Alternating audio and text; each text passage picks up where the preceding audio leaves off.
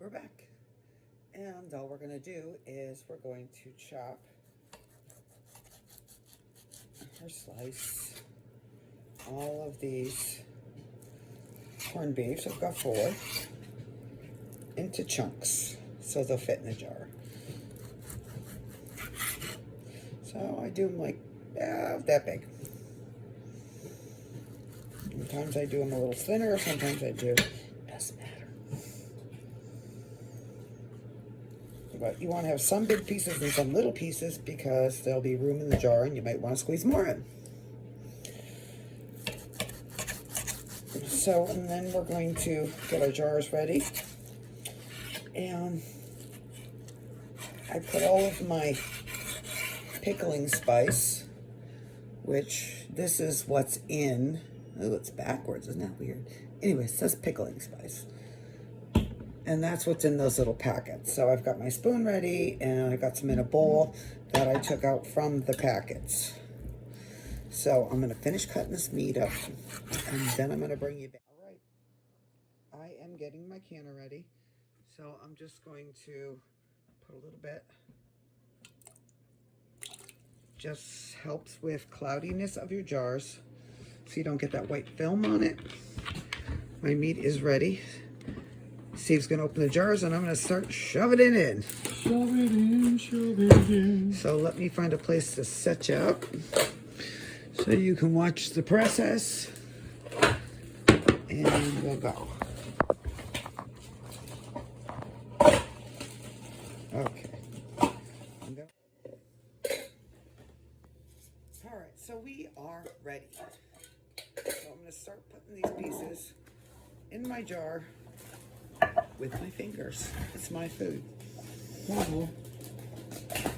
the good thing is that you don't have to sterilize jars when you're pressure canning, because it'll be in there for 90 minutes with meat and it'll sanitize itself. So you want to put it just under the rim. And then I'm going to take my pickling spice, and I'm going to go with a half a teaspoon, and I'm just going to shake it in. Then I'm going to put it aside because Steve's going to vinegar it. Because you get to wipe the grease off with vinegar and paper towels to make sure that you have good seal. Do you need to put any salt in there?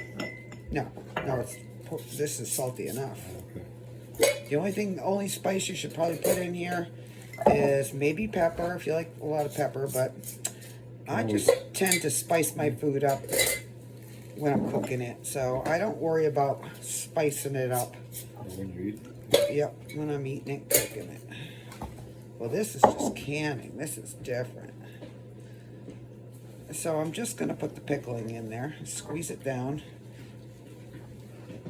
because if you go too high, you are going to have a bad seal. So you want to stay at that jar level where it, right here.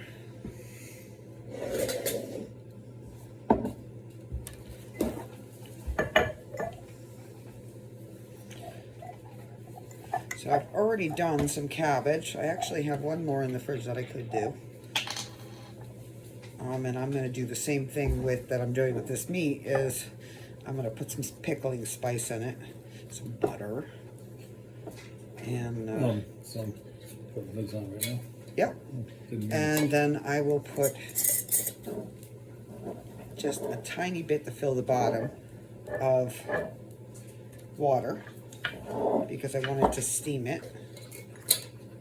Okay, yeah. No. So do you have to add water to this first? No, not this. Oh, not cabbage. this? We're talking about cabbage. Sorry. Didn't mean in. We're a good team here, because I'll fill the jars and he wipes them down. And ask silly questions. And ask silly questions. But we get things done rather quickly. We made pickles yesterday or the day before, and one didn't seal, so we tried it. They're already done. They're so good. I was like, I didn't even know it was that easy to make pickles, but they sell this pickling, hang on, we'll get it for you and show you. This is Doopy Doop. Kosher dill pickle by Mrs. Wages, and it's like $3. That was, yeah, like Three and some change. $4. And all you do is this and water, boil it, and then slice your cucumbers and put them in a jar and dump the water stuff over it with that in it. Wowee! Nice flavor. Then you have to boil it. You gotta cook it. Yep, you gotta can it. But it was only took like 10 minutes to can it because you're only water bathing it. So when you're water bathing, you're gonna put your jars underwater. But for pressure canning, you don't do that. You just put, it should just come up to here, depending how many levels you got, because I got a canner that can hold 2 levels of pints. So I can double stack.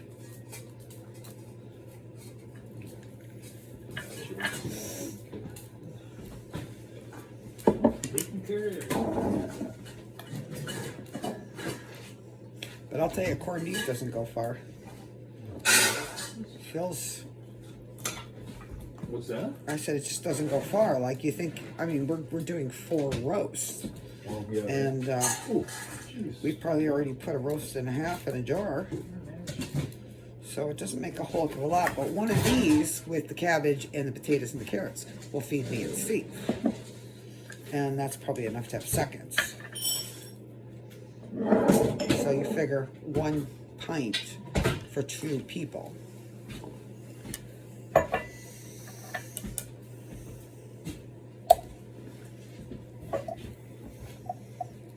Our dogs are like little vultures going around waiting for a little snack.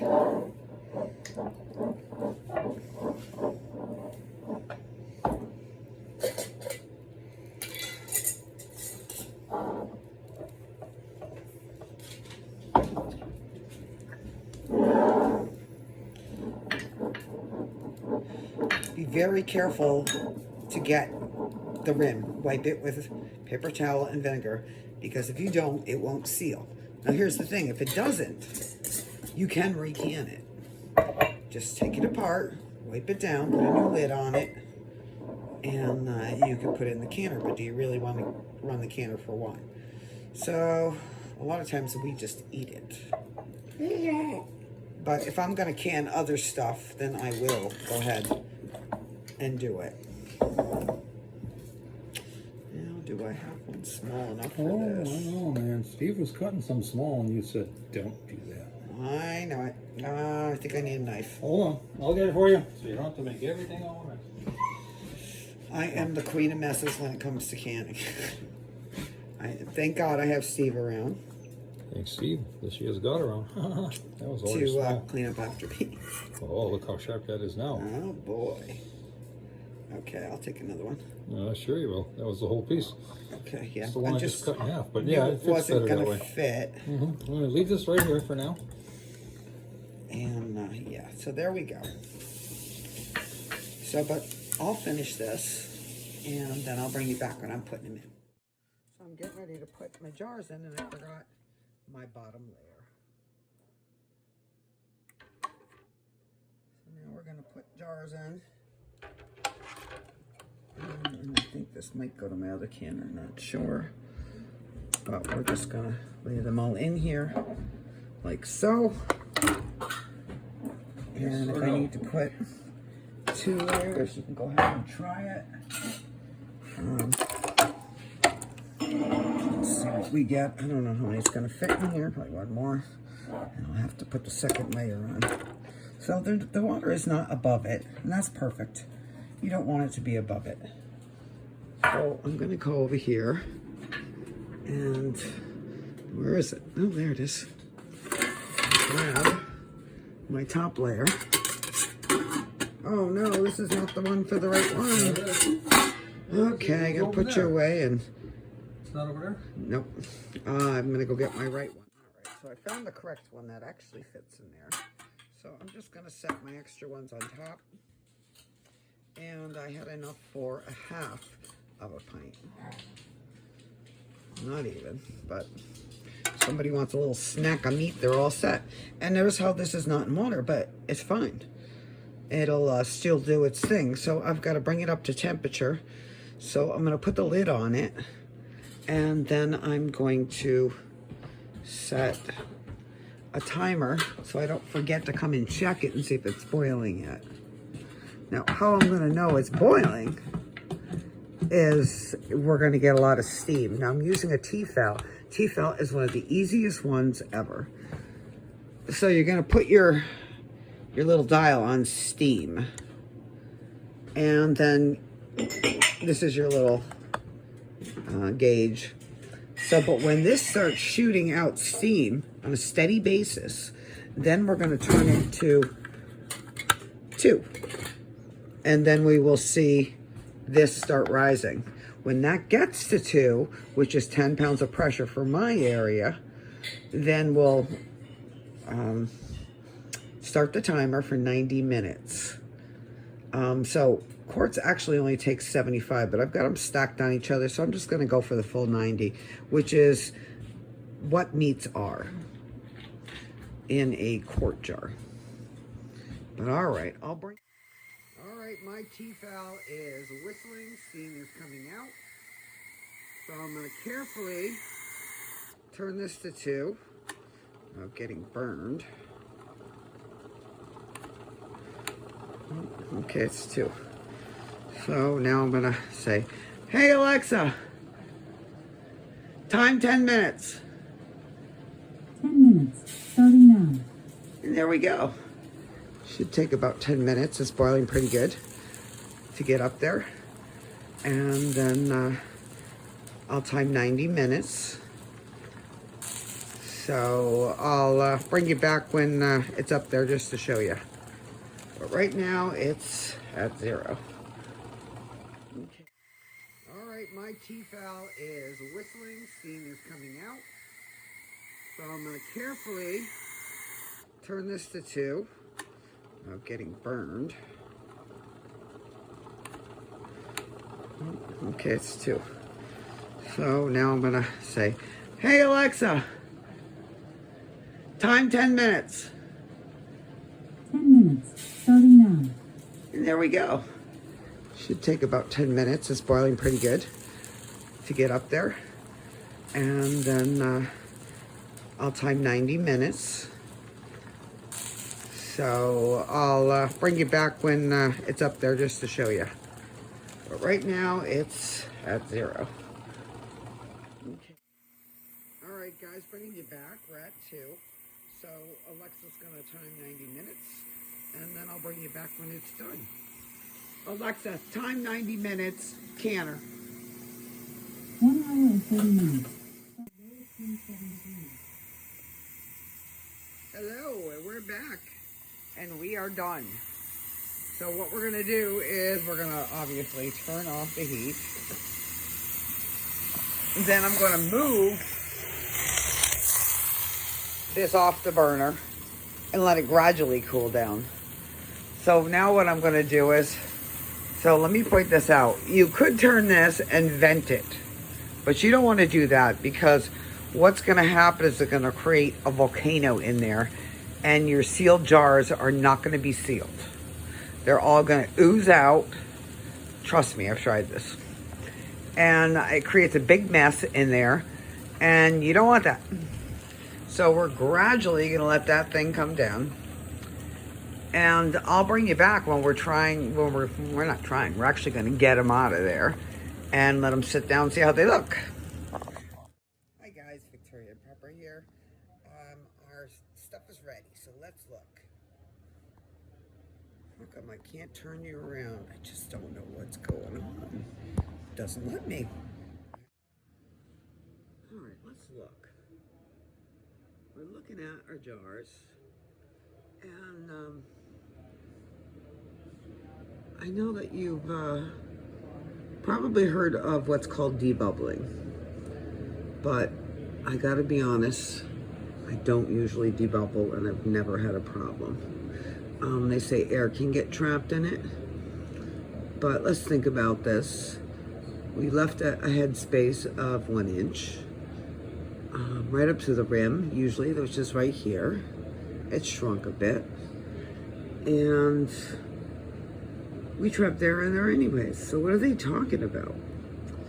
I'm not really sure, but everything seems to be processing very well, and most of the tops are already sealed. Some not so much. It's funny, we see white stuff on here when we did our little vinegar. So what the hell? Why we got white stuff on there? I don't know. It's probably the salt from the meat. But when you can, they say to have a debubbler, and they say to have one of these.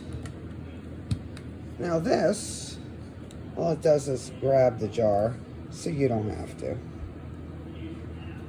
That's that. When I do macaroni and cheese and rice and a couple other things, I do debubble because I don't want it to get stuck on the bottom. So I go around and mix it all up. But we'll get into that when we make those things. So for right now, I'm gonna let you go and try this. It's a good recipe, and it is delicious. Victorian Pepperidge signing off. Hi, I'm Whitney. I'm Sandy's daughter, and I'm here to do a little test run on this corned beef that she made the other day. Here it goes.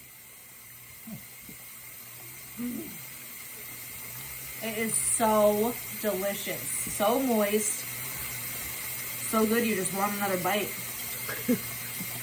Oh my god. This is the best corned beef I've ever had in my life. Thank What did you put in it? Testimonial, Rick. I use pickling spice in there. Did you make a video on this? I did. I'm going to stick you at the end of it. Definitely. You stuff now.